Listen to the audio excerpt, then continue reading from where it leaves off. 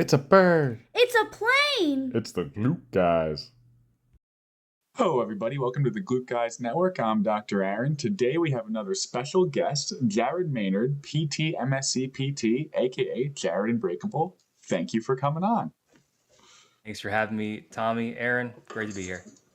Jared, we're super excited. You've got definitely an awesome story, and we're excited to hear you tell it and share everything that you have for us. Hell yeah, And absolutely. we'll start off with the biggest softball question we can. How did your fitness journey start, and how has it impacted your career, your personal life, all of that type of stuff? Oh man, so we got to go all the way back to me in second or third grade, and I was a fat kid, and I have pretty clear memories of not only being teased for my weight, but also like being picked last when it came to sports at recess, sports in gym class, that sort of thing. And it reached this point where I hid. I didn't want to go out and like face more of the rejection. So like on beautiful summer days, school was out, kids would be out playing all sorts of sports. I would just be in my parents' basement just watching TV. And my parents realized that that's a problem. They want to try to get me involved in something. We tried basketball, we tried tennis, we tried t-ball, we tried other things that like never really stuck. I never really took to. Um, I did play basketball for a season, but I didn't enjoy it. And nothing really clicked until we tried martial arts first. It was kung fu. Interesting. Yeah, I don't know if it's because I grew up watching Power Rangers and I like the idea of hitting people and not getting in trouble, but that could have been it. Um, but I thought it was super cool getting to wear the uniform and learning these disciplines and these forms. And what I didn't expect was what it would really teach me about discipline and integrity and teamwork and leadership, all the things that were in the creed. They had us recite this studio creed before every class. And it's one of those things that like you just had to do, so I just did it. But over time, I did it for 3 years, and it really was a catalyst for me, both physically and then also mentally, because this kid who didn't have any idea of what confidence looked like or felt like suddenly wasn't being judged and wasn't being picked last. And there were other kids who like had their own stuff to deal with, but we were all just showing up and doing the best that we could for the purpose of bettering ourselves and like becoming more capable. So that was the first taste. That went up until eighth grade. I stopped. It was around the time that my family went for a big trip, and when we came back, I just never got back into martial arts. But we had a tradition for family movie night every Friday night. And so you guys know the movie Remember the Titans, right? Of course. Yeah. Oh yeah, Oh, classic. Childhood favorite. So, oh, still a favorite. Yeah. I could quote you multiple scenes from that line for line. It's actually sort of And funny. My wife never watched Remember the Titans until like when we first started dating, and I was like, "How have you never seen this movie?" Like she was all theater and that stuff, so that's what happened. that's fair. And then you fixed it immediately once you found out, right? Of course, yeah. She's Great. seen it now. She liked it. it's all right. In Danielle's defense, I didn't watch The Godfather until this year, so I'm behind. That's fair. I've got a list of all the movies that people are like, you haven't seen, insert movie name here. I'm like, no, I'll make sure I get to it. Anyway. So Remember the Titans. We were watching it for family movie night, and every like 45 seconds during the game sequences, we had to pause because my dad was the only one who had played football. And we had to be like, Dad, is that good? Are we happy or are we sad right now? And that single movie, the first viewing, really made me want to go play football. So God bless my dad. He took me to go find a summer camp. It was the summer after ninth grade. I think it had to be, yeah. Because I didn't go out for the team as I began my freshman year. So summer camp the summer that followed, and then I went out for the school team and played for the 3 years that followed. And for football, I mean, we're on the field 2 hours a day, 5 days a week. And between my junior year and senior year, the coaches took the whole team at the end of the junior year, the end of the school year, took us for fitness testing. Pull-ups, push-ups, dips, might have been a 100-meter dash, other stuff too. And the rule was if we came back for summer training and we were better, didn't matter by how much, but if we were better, we got to play. because they just wanted us training. And I thought that was a pretty cool way to incentivize that ownership of whatever training was going to be for the summer. Yeah. So I was starting to lift in my parents' basement because I needed to get bigger and better for football. And so my parents had dumbbells and machines and stuff. And so I just did that summer. So that meant when football finished in the senior year, now I needed something to do for 2 hours a day, 5 days a week. Mm-hmm. And I just kept on training.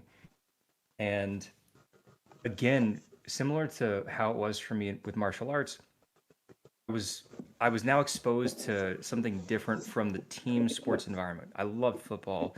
It taught me a ton about teamwork, about winning and losing together, and about coming back from failures and like learning from that to become better.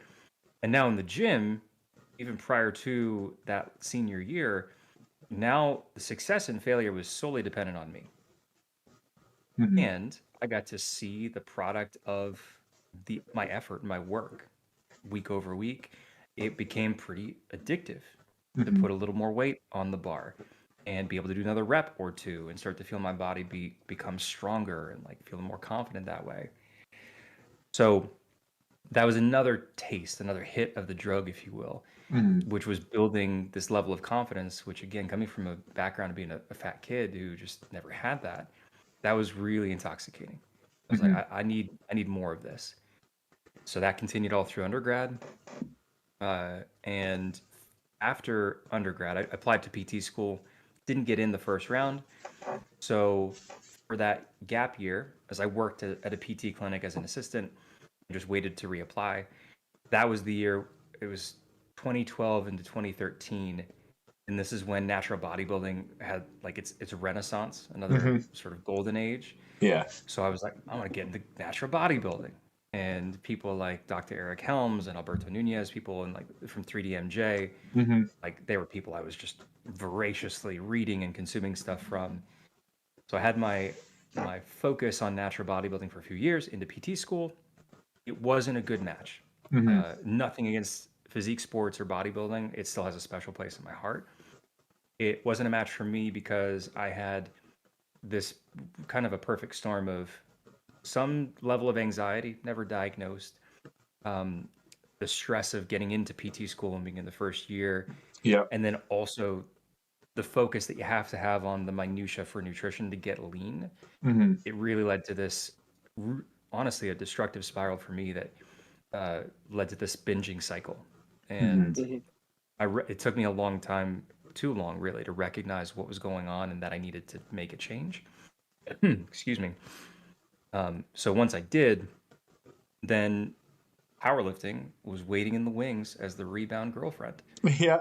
And it really was a better fit for me then and still now, because for me at the time, I was drawn to the objectivity of it, Mm-hmm. where did you lift the weight to standard or not? How much weight did you lift? And it Mhm. wasn't dependent on the subjectivity of being up on stage and being compared like that.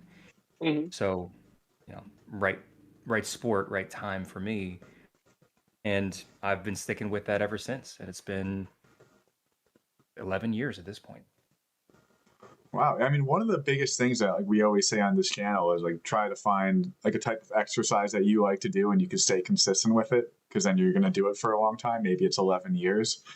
I find a way to bring it up in every podcast we've had, but I'm doing a Spartan race in 2 weeks. I have brought it up on every podcast we've done.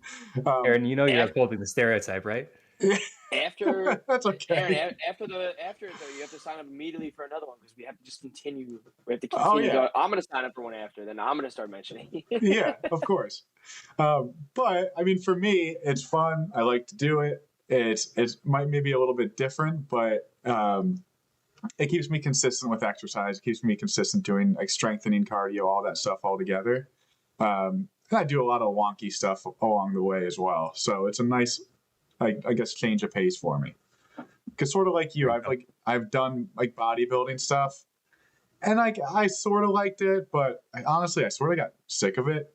And it is tough, like you said, when you're comparing yourself to everybody at the gym. And then you see the guy in the corner who's juicing and he's just huge. You know, it's a little discouraging sometimes. It is, and for me, I'd be actually really interested to know if this came up for you, Aaron, Mhm. or Tommy, if it resonates for you. Mhm. Um, I found I didn't have the words for it at the time. I do now, but my worth was tied to how I looked at any point in time. Mhm. If I could see my ab veins, okay, cool. I was worth more. Yeah. I had more confidence, and like I didn't say those words, but the way that I acted, the way that I felt, my disposition and my mindset absolutely reflected that. Oh yeah. And Mhm. so that meant that naturally I couldn't maintain being 10% or sub 10% body fat year round through PT school. So when I wasn't that way, when I fell off the cliff and started that binge cycle again, and then had to deal with the after effects, the hangover of like being bloated and thinking, do you guys cuss on this podcast, by the way? Or do you We tend not to? don't usually. I will not either. Okay. Because you had to, so, you have to think about I what I can't, mistake sometimes, but go on. fair enough. You think about, I can't believe I let this happen again, and you're beating yourself up again. Again, it reinforced that idea that unless I was shredded, unless I did things perfectly, which coming from a recovering perfectionist, oldest of 5 kids, baseline type A personality, that was a really destructive combination that I didn't realize I was feeding into. Mhm. And unconsciously, thank God, through people and circumstances, was able to start to move in different directions. And then in more recent years, especially with work that I've been doing on more self-awareness and mindfulness and working even with mental health professionals to recognize my patterns that were self-sabotaging. Now I can look back and see that in full display at 4K. Mhm. So I don't know, again, that self-worth, if that came up for you guys. Yeah, no, that was something that always was tough for me was uh and I still deal with it now. And I always make the joke of like, oh, your first day in the gym is the first day that you have body dysmorphia for the rest of your life because it's never good enough. Mhm. I joke about it, but it's also kind of true. It's just like I look at myself now and I'm like, man, like 4 years ago, like peak rugby season time too, Aaron. It's just like I was probably the best shape I ever had in my life. But it's funny because I also just saw a video of another fitness influencer, and he was talking about how on Instagram you see all these people, they're always caught up, they're always their best looking, they're always this. And he's like, that's not the day to day. And he like showed a picture of himself. He's like, this was me yesterday. And then he showed him, he goes, this is me now. And he's just bloated. And he's just like, I don't have abs 24/7. It's not, it's Yeah. all just camera angles and show. Mhm. Yep. I think for me too, like I guess my backstory a little bit is I wasn't say I was like a super fat kid. I would say I was always chubby. And then when I went to college, of course you have all you can eat, so I ate all I could, and I got up to like 300 pounds, and I'm 6'3", so it wasn't like I wasn't exercising. I've always exercised. Like all I did was really just strength training all the time, and I was super strong, but I would also get out of breath walking up the stairs.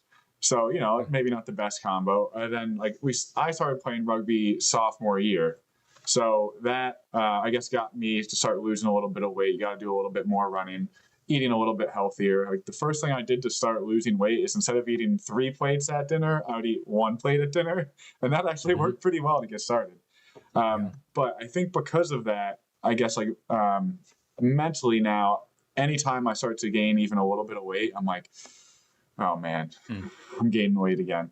And my wife would think, oh no, you're fine. It looks good. And I'm like, no, it's not okay. And in some ways, believe it or not, I actually feel like it helps me like stay where I'm at or stay at a more healthy weight. Cause like because I'm just a taller guy, I could put on weight like anything. Like one weekend I could gain 5 pounds. I mean, a lot of it will be water weight, but it's like you can see a big change in the scale and you're like, oh man, what's happening? Even though I know it's just I had a crazy weekend. Sure. Yeah. I mean, it sounds like that it brings this more awareness because Mm-hmm. I mean, you've been heavier and then you've lost the weight, and I think like it just innately you're going to have more of that awareness and recognize where your body would go unless you intentionally behave differently Yeah. or Yeah. stick to this track. Yeah, it's like one of those things. Like I know what could happen, so I don't want that to happen again. Because I know how I felt when I was that big too. Like even just our honeymoon, we got married last year. Congrats. Believe it or not, oh thank you. I gained 25 pounds on our honeymoon in 11 Okay. days. So Wow. even just that, like I felt the difference the next few weeks where I was just, a little bit more weight on the bones. I wasn't doing too much cardio. I did a little bit. Like I did some boxing in my basement and then like maybe like a bike ride every once in a while, but probably not as much. Then as I'm getting back into it, starting the boxing again, doing the Spartan race training, of course. Um, it starts to feel better. You start to feel a little bit more confident too. I never was close to 300 pounds again, but it's always sort of back there. Yeah. It's not a bad thing. I feel like something like that, Aaron, kind of it's you're keeping yourself in check with that kind of mentality. Like you know where it could get, so you're like, okay, I see the gain. I need to make sure I just keep it in check. So I don't think that's a bad mentality for it either. Mm-hmm. But yeah, Jared, it does remind me of what you were saying, like thinking about those little things, like you said, the vein in your abs. I was never really that low body fat, but it'd be like little things like love handles and things like that. You're like, oh, the love handles, they're feeling a little extra squishy today. and honestly, for me, love handles is just like loose skin from losing weight. So it always seems like it's a little bit more than it might actually be. And that's always something that I sort of think about in the mirror. Totally. Yeah. Well, one other thing that's coming up for me is because I'd been so lean, and even after I shifted away from bodybuilding and intentionally was trying to train for powerlifting, I still tried to stay as lean as I could. I'm 5'11 and a half. I'm honest because I said 5'11 and a half and I didn't round up to 6 The half more. Jared's a truthful So guy. close. So close. Canadian, for polite and honest, I guess. Yep. So, but yeah, like I tried to stay around 180. And when it comes to powerlifting, like powerlifting weight classes are really height classes in disguise when it comes to your strength potential by and large. This is not including injury or like extenuating circumstances. I had no business being that light and that lean. And this was the baggage that I carried from those years of trying to get down leaner and leaner and be so focused on my worth being tied to how I looked and what other people thought of my appearance. And it really, I believe, had a big impact on a couple of things. One was certainly it hampered my strength gains because, granted, this was 2014 when I started to started training for powerlifting. There were resources, don't get me wrong. There was still YouTube and like bodybuilding.com and T Nation, and I read every Elite FTS article I could get my hands on and all of that. But the amount of information now is much more vast than it was at the time, and the amount of good information, how you can tell what is good, it's easier now.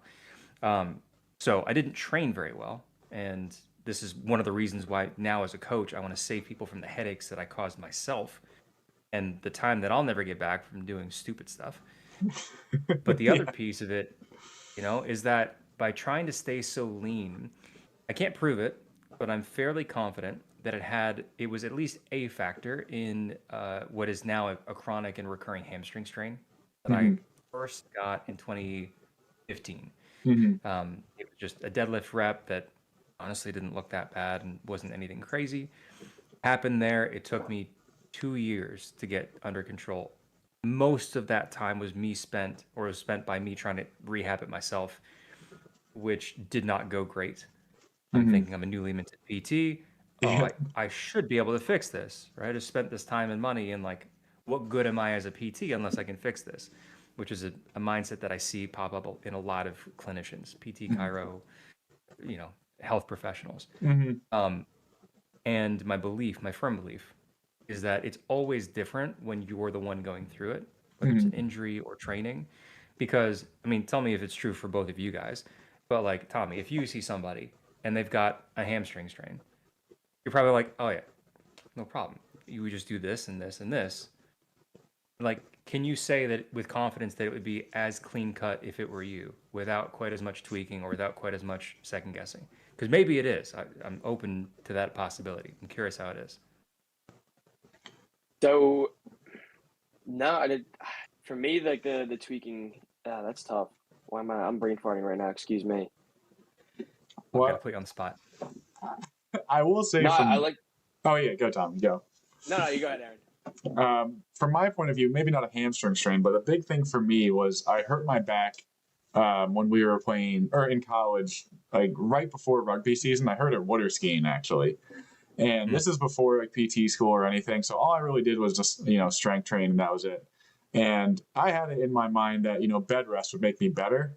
So all I would do is lay in bed during the week, and then I would go play rugby on the weekends. And, the back pain got worse and worse and worse and worse until the end of the season. We were in, I think it was a playoff game. And I just remember like trying to do the warm ups. And I was like, I can't run anymore. Like, this is pretty bad. So I actually ended up playing in the game, believe it or not, even though I could barely run. And I think like maybe half or a quarter way through the game, I was like, I can't do this anymore. I need to come out of the game. And honestly, the way that I started getting it better after the season was over is like I just ended up walking around. Like instead of laying in bed all day, I ended up just walking, doing little things like that. And ever since then, like every once in a while, just like a lot of people with back pain, I have flare-ups. Like the most recent one was the silliest one where I was just picking up my bag off the ground, and then all of a sudden my back just like gave out. And it's not like I haven't been like exercising or at least attempting to do some of the stretching stuff I probably should be doing, or range of motion things. But no, it just sort of flared up. But I mean, I think the big thing for me now is just when it happens, I try to do the best I can, but I definitely do things I tell my patients not to do.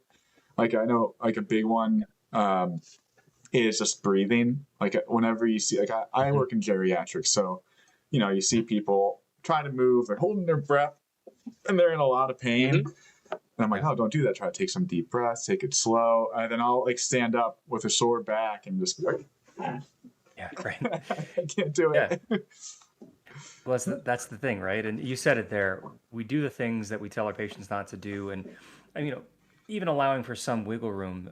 What I hear and see a lot, and I work for my coaching clientele, probably about half the roster, actually probably more than that at this point, are coaches and clinicians themselves, PT, chiro, strength coaches, etc. And the things that they say is like, yeah, I'm my own worst patient. I'm my own worst client. And I think there are multiple pieces to that, where if you're spending all day long working with your geriatric population, for you, Aaron, or for your caseload, Tommy, or giving your all to everybody, you probably don't want to be the next person on your roster at the end of the day when your gas tank's empty. You know what I mean? And it's also a lot easier to overthink things, at least in my experience, where you have a rehab program or a training program and you're like, I'll just like tweak this. I wonder instead of this today, and then suddenly you've got a whole new program. The first one isn't worth anything because you didn't follow it in the first place. Versus having somebody with a different perspective, still close, like with the best seat in the house, who can say, hey, Jared, chill out.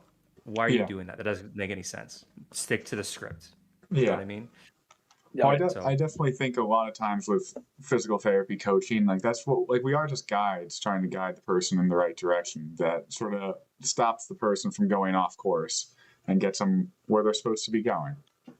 Exactly. And I feel like when we're treating ourselves, while Aaron was telling his story, I was able to brain fart and gather my thoughts on it.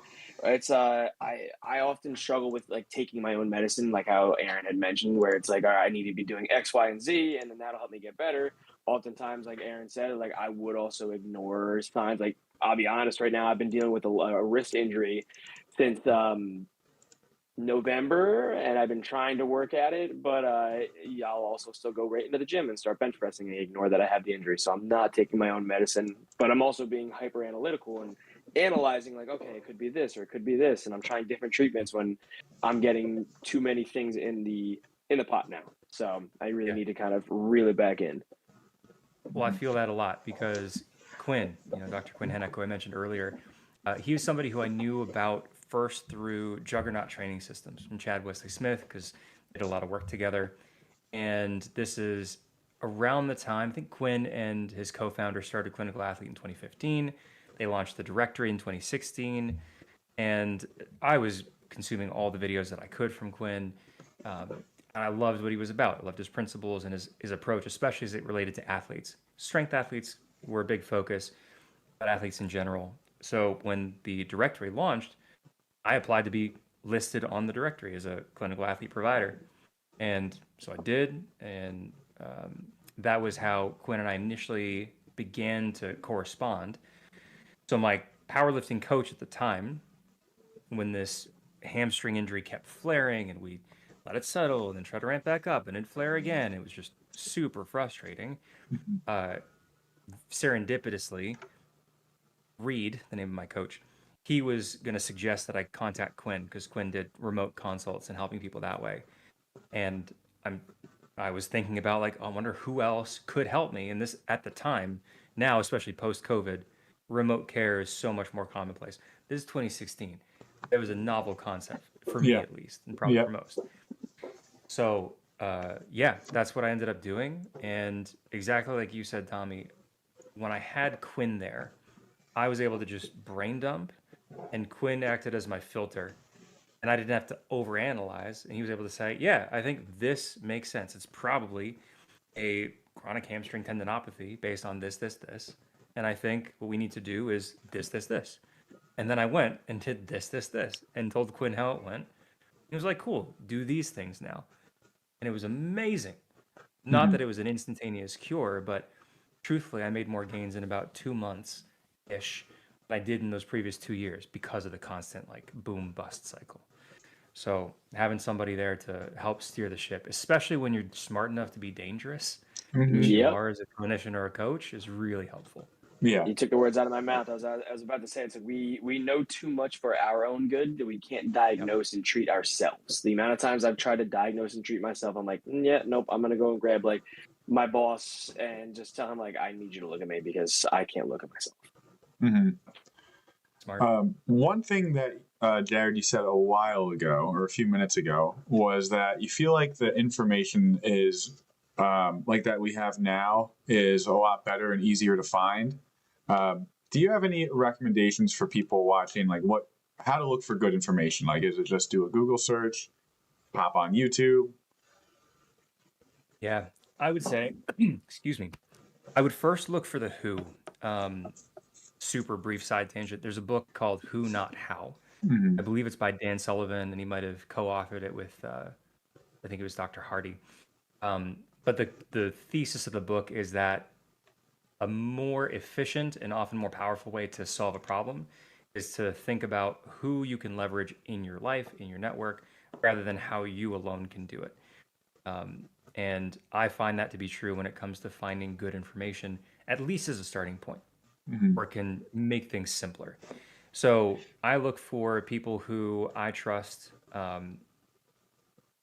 People who I trust, who I believe do a good job of synthesizing information, whether that's podcasts like the E3 Rehab podcast, the Cairo Shift podcast. Full disclosure, two of the hosts, Dr. David Newton and Dr. Taylor Goldberg, are good friends of mine. They do a great job. That's okay. We'll take a little plug. Yeah, they're great.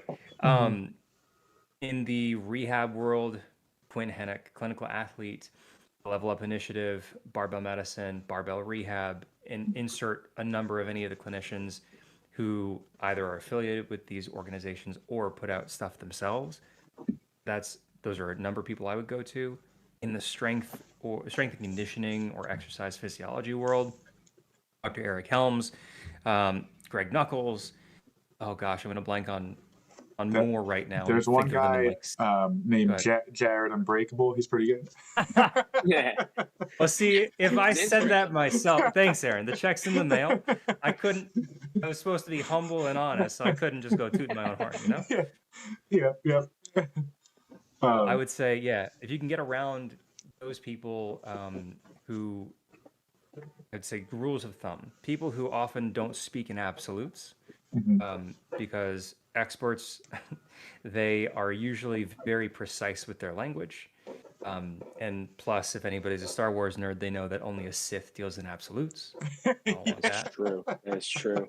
You guys can see that, but like we got a Star Wars nerdy tattoo over here. So that's fantastic. We got an X-wing on the forum. I love it. We got an X-wing and Darth Vader's TIE fighter and the Death Star. So that is actually so cool. I'm really stoked. My artist crushed it. Yeah. So they're careful with their language. They are able to say what they know and also what they don't know. They're willing to point to other people who know things in other fields that are not their own and with better sources. And then from there, a lot of those same people are willing to share how to interpret information, whether it's research papers, how to think critically about things that you're consuming from different media. So, not necessarily a cut and dry formula, but I'd start with the who, and then just the more that you're around those people and you see how they think, how they speak, I think a lot of that rubs off on you. If you're someone who is not really in fitness, like the fitness industry at all, like we'll say my wife, you're someone who was a theater major in college, did accounting, all that stuff, doesn't know anything about, or not much about fitness. Like, is there anything you think you would look out for in videos that is like okay, maybe this isn't the right person, or maybe the content isn't the best? If I were somebody who didn't know much and I was consuming that stuff, Yep. yeah, I would say if anybody's overly complicated or confident, excuse me, and seems to have the answer for everything, and especially if it's tied to trying to sell you something repeatedly or something that sounds too good to be true. That was what I was looking for. It's the old adage of if it sounds too good to be true, if it's like, oh, the reason you're not losing weight is because you need to take this special supplement. You probably don't need the special supplement because it's probably nothing. Yeah. So those are yellow flags. I don't know if they're fully red flags. It depends on the circumstances. Then the tricky part is if you're somebody who, even if you don't know a whole lot about rehab or fitness, all of us have problems and pain points, whether actual pain experiences or problems we'd like to have solved. So when we've got somebody speaking about the supposed solution for those problems, we can't help but like, oh, what's that about? Or they're speaking to you and what and who you identify as. So it's easy to, have that push your buttons, and not necessarily in a bad way. So I would just, my advice to anybody would be slow down and just think as critically as you can. Does this sound too good to be true? And if, whether yes or no, can I go and find other people who are saying the same thing?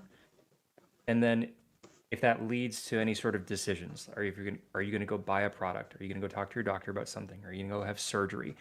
The stakes are different in each of those situations. Definitely. So yeah, it's certainly, a very gray, broad question. Not really like a...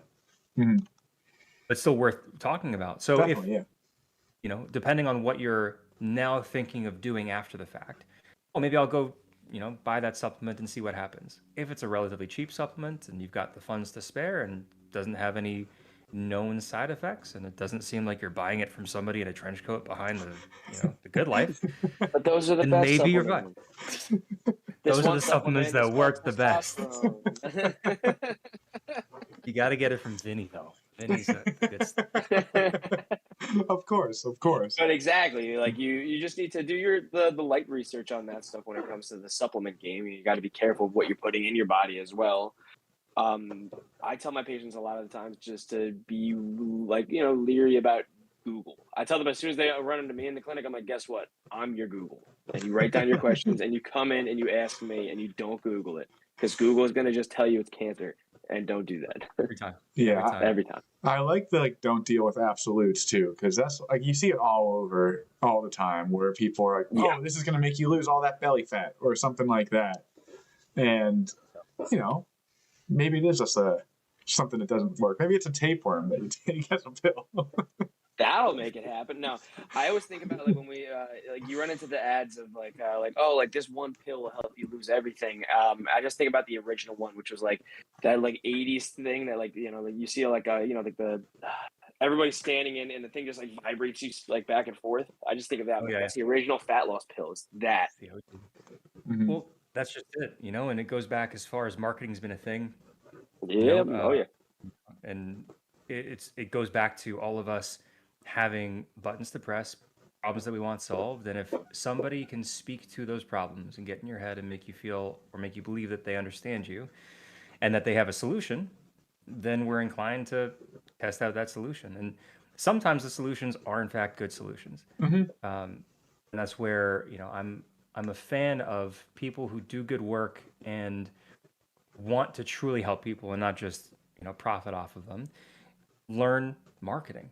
And that can sound kind of weird. I know for me as a clinician and new grad, I wanted nothing to do with marketing or sales and that sort of thing.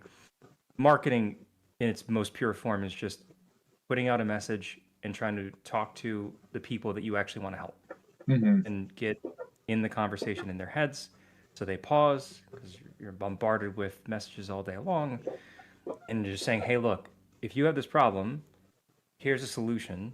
I can help, So I'm an advocate for the good guys and good girls, Yeah. leveraging the tools to make that happen in a world full of snake oil. Yeah, of course.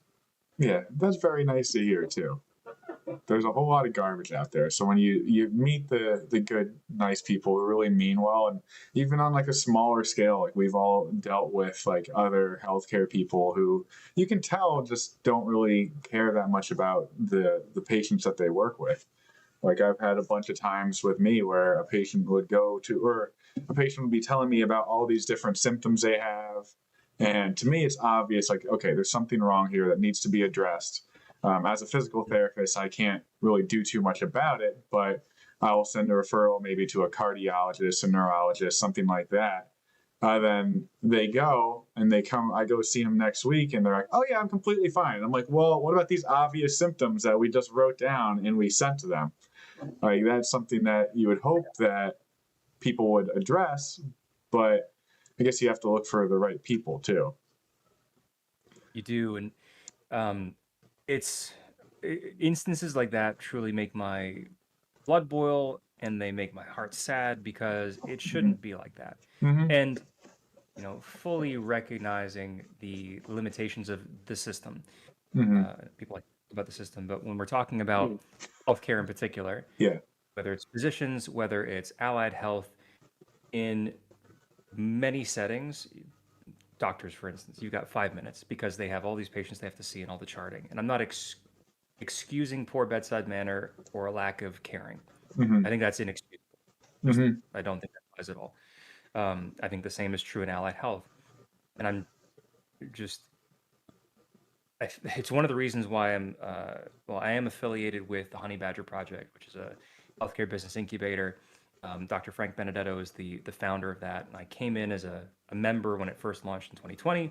I've been on the team from 2021 till this year, actually. And its whole mission is to help people, coaches, clinicians, build and launch or scale their practices in whatever form, whether it's brick and mortar, hybrid, digital, to help the people that they care about and shirk the broken system, whether it's insurance, whether it's working in a mill. And, there's arguments to be made for the pros and cons, and that's all fine. But I am a big fan and advocate for giving people more options to work with someone who cares and has the ability to help solve their problems. Because when we talk about like just the sheer scale of impact that can make, or the scale of the problem right now, I think depending on the source, it's like 10 million years per year of cumulative human life is lost to preventable illness and disease. What ripple effect could it make if people just had access to like decent care that also focused on not just the thing that hurts right now, but also a conversation around, hey, how's your lifestyle? Like, are you moving? Are we having a conversation about nutrition and sleep?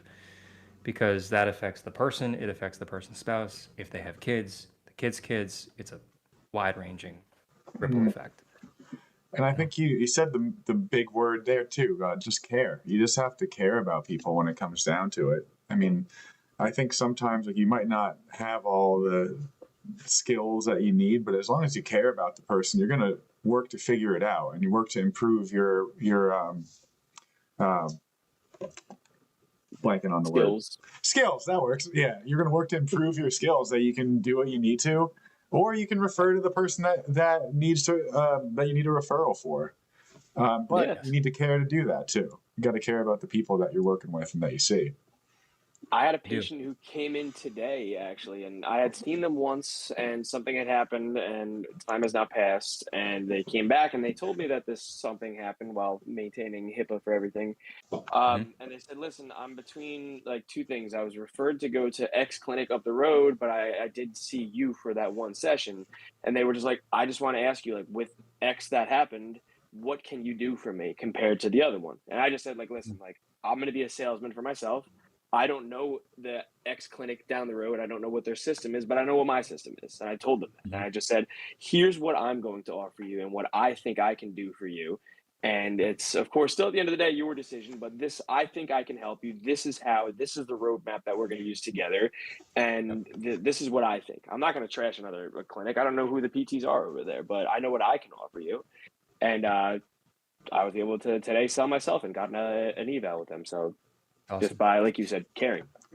But that right there is an example of two principles. Is one, uh, knowing that your intent is to help, Mhm. and then two, trusting that you'll figure it out along the way, and also honoring the other person's autonomy. You Mhm. know, the fact that you cared enough to have that conversation and to listen in, all the instances of that encounter with that client, and be straight as far as what you do believe, what you don't, and what you're sure of, what you're not, and just laying out what the process is, allowing that person to essentially visualize, if I make this decision to work with Tommy in this way, here's what I can expect. Mhm. And I think we all know people. We know the people who care and the people who don't. Doesn't matter if we're talking about healthcare, we're talking about checking out at the grocery store. Oh, Mhm. yeah. The people who don't want to be there, people who are just like there to punch the clock, like there's a vibe around it. There's an energy. It's how they talk. It's eye contact. And the people who actually give a damn, you can tell too. Mhm. And it feels good to work and like have life with those people too. It's like when you go to a gas station. Oh, I guess this is different because we're in New Jersey, but we always have gas station attendants. Um, Right. and when you go to one and it's a guy that doesn't talk to you, just like puts his hand over, wants you to give him the card. You're like, oh, okay, Hmm. well, I guess he doesn't want to talk to me. Then if it's somebody Yep. that's like, oh, hey, how you doing? And like, give you a little something, a little like just being nice. It's like, oh, I like that guy. And then Yeah. the icing on the cake is if they go and they wipe down your windshield. Yeah. That gets me that gets me excited. It's the little things. Yeah. Little things make a big difference. Mhm. Um, Now, Jared, taking or Aaron, did you want to add something? no, you're good. You're good. I was gonna say, just taking a different route to our combo here. We talked a little bit about your injuries and things so far, and there was a very big thing that happened in your life that we wanted to touch on, and that was the HLH. You want to dive Right. into that a little bit for us? For sure. So, we have to go back in time to January of 2023. And I just seen my parents, my family, and I went out to see them. Lovely day for New Year's Day. Excuse me. Came back. The next day, I started feeling ill. Didn't think too much of it. It was cold and flu season.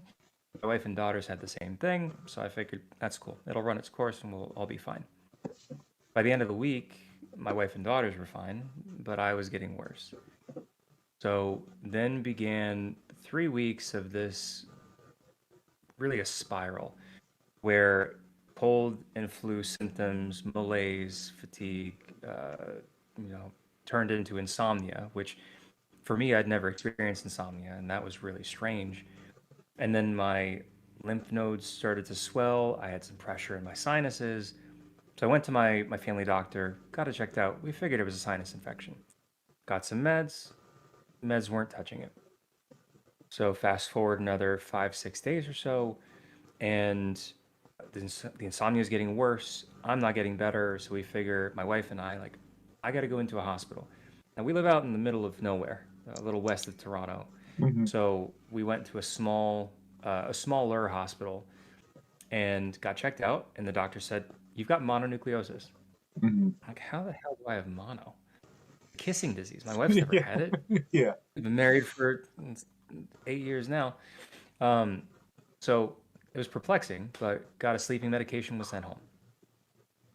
3 days later, my wife looks at me in the morning and I'm still feeling just like death.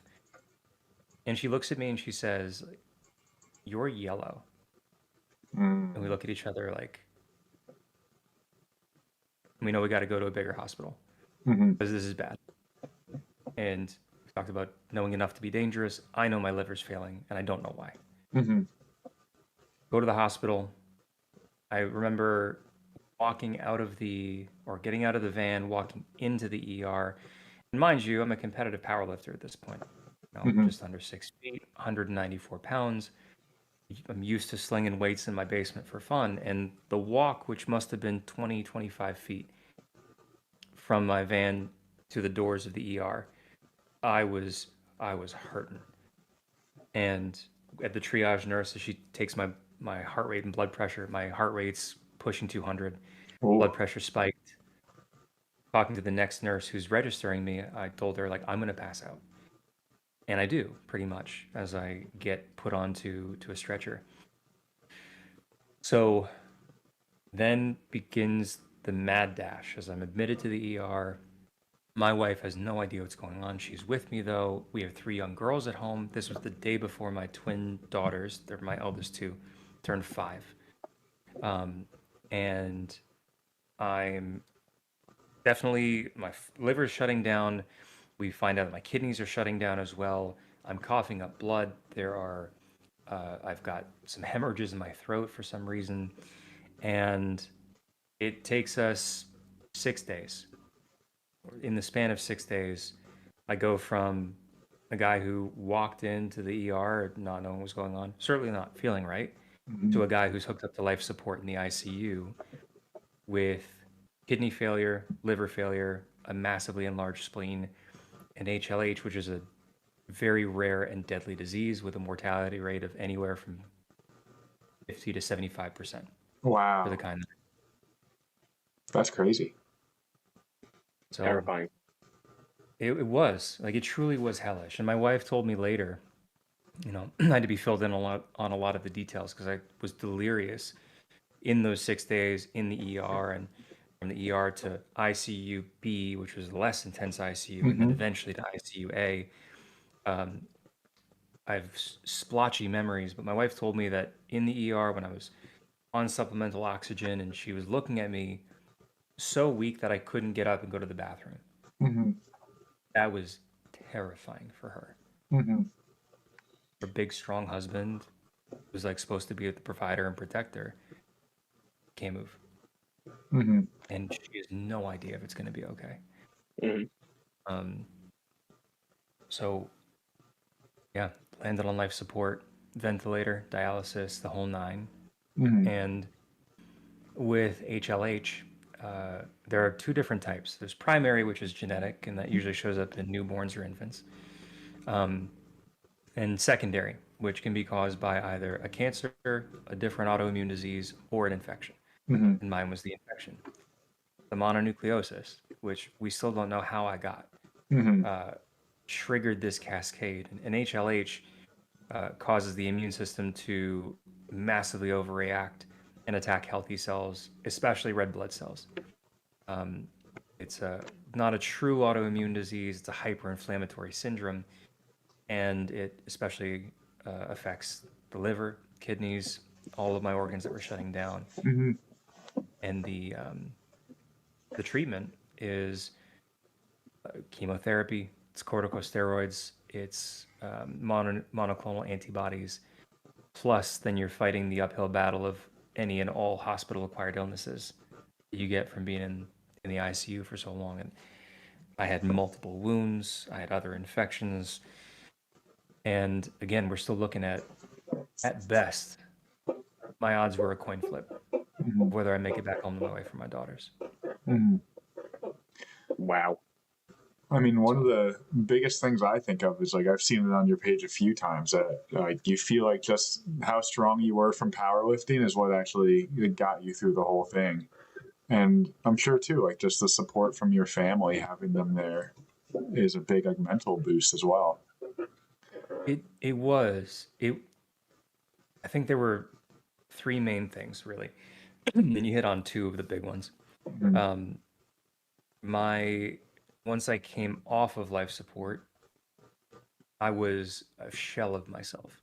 Because again, I'm walking in 194 pounds when I'm on life support, which spanned 5 weeks, um, within which time they couldn't give me the full dose of chemo because I was so frail and so sick that my body couldn't handle it. Mm-hmm. It was a day by day and hour by hour call from my medical team and my pharmacist to see, like, based on my panels, my tests, can he get this medicine, which he needs to live? And it's this impossible tug of war. So getting through that, unable to eat, speak, any of these things because I'm heavily sedated, on a ventilator, eventually having to do a trach because I couldn't stay down my throat for so long. Um, they gave me supplemental nutrition through an NG tube, but only a bit because, again, I couldn't handle much because I was literally fighting for my life there. Mm-hmm. And so I wake up and I weigh about 150 pounds and I'm quite literally skin and bones, Mm-hmm. strapped to a bed because some of the sedatives that they gave me, sometimes they make people paranoid, and apparently I ripped out tubes, so they had to literally strap me down. And I wake up in this body that I don't recognize. Mm-hmm. I can't do anything. Can't move, can't speak. I can't see very well at all. My left arm is blackened from an IV malfunction Mm-hmm. and a medication that didn't go where it's supposed to. It was absolutely hellish. And it wasn't an instantaneous thing when I woke up. I was eased back into this consciousness as they weaned me off of sedation. And as I became aware of how messed up everything was and how dire the situation was, my wife and my daughters, getting back to my family, was a huge driving force for me.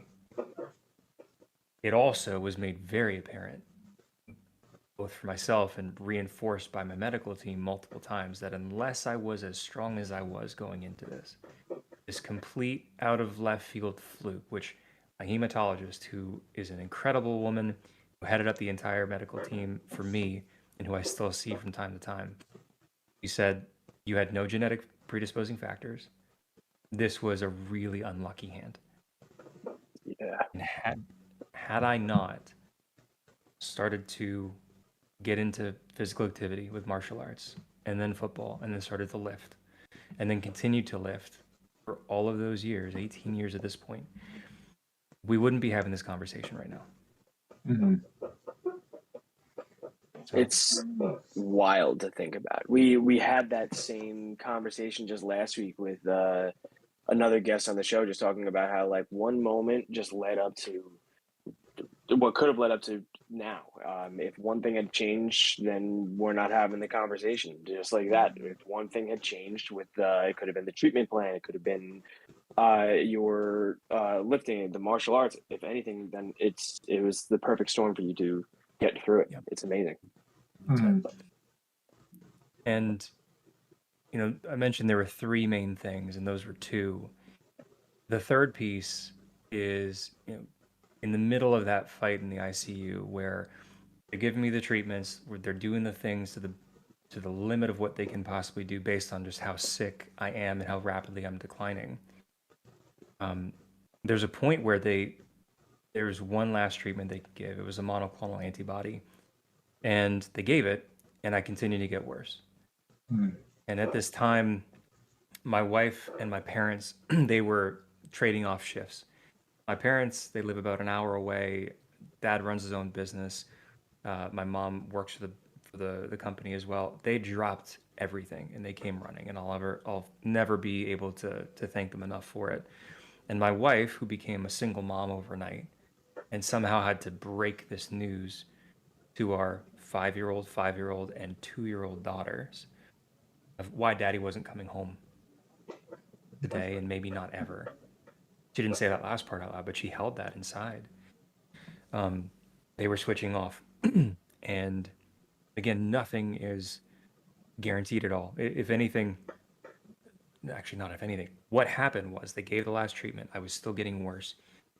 And my hematologist told my parents, who were on shift at the time, his body's going to do what it's going to do.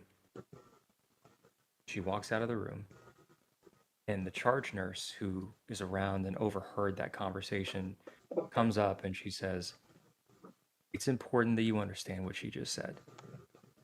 There's nothing else we can do here." And that week, they started preparing my parents and my wife to say goodbye to me because things were still going down. Inexplicably and quite miraculously, things turned around pretty much in a hairpin turn. And faith plays a big role in my life and the life of my family. There's a lot of prayer. There was a lot of fasting.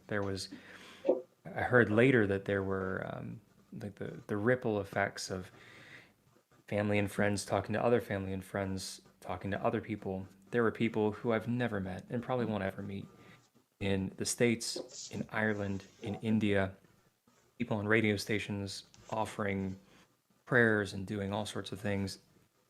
And even beyond the faith circle, people who heard about what was going on and wanted to help but weren't close enough to bring food. They went and donated blood because I needed tons of blood transfusions because I was still hemorrhaging. They donated plasma. It was really overwhelming actually to hear and see the how far-reaching the impact was of people who, and some of whom know me and know my family, but many of whom don't. And the doctors and nurses who saw me at my worst and saw me after that turnaround gave me the nickname Miracle Man because it was so inexplicable. And not to say that I woke up and then everybody clapped and it was good. Quite the opposite. Yeah. You know, I woke up again, strapped to the bed in a shell of myself, and there was a long ass road ahead, and I knew it too. Because I understood enough, being a PT, to know what was going on. So those three things: faith, the premiums on the life insurance policy that I was paying by getting involved in sport and then training and then continuing to train, and then the drive to get home to my family. If I was breathing, I had a shot, and damn it, I was going to take that shot. Yeah, I mean, I think Here we are. faith is a big one. Like you said, it's like all those people coming around you at the same time praying. It's you never know what you could do when it comes down to it, when you have all those people supporting you. And it honestly, it shows how good you are too. Like having all those people, even people you never met before, that you might have touched in a way you never even realized. It shows it's a good show of your character. I appreciate that, and yeah, I one thing I try to remind myself of and be mindful of at all times is how ready and willing people were to help me, and then just deciding to pay it forward and looking for opportunities for me to pay it forward for the next person in need and the chance that I get to go out of my way to help somebody else because people did exactly that. And not that it should always take somebody doing it to you first, but I think especially for me, because it happened in such a profound way, it's now part of my mission to look for those opportunities. And I don't do it perfectly, but I'm working on that for sure. Yeah, when it comes down to it, nobody's going to be perfect. But it's like we were saying before, you just have to care about people when it comes down to it. And when people care about, or when you care about other people, they're going to care about you as well. Yeah. I mean, faith plays a big role in my life. My fiance and I, we go to church every Sunday, and we always just think about, like what more can we do for like our family, for our friends, for our community, everything that we're doing. I'm always thinking like there's a reason I was put here in this moment to do something. When I was in PT school, I kept telling myself like I was put here to do this, to finish this so I can go and help others too. So that's the faith is always a big piece of it. Yeah, my wife and I even have a little prayer list on our fridge. And anytime anything pops up that we're like, okay, these people are having a rough time, we just add them onto the list.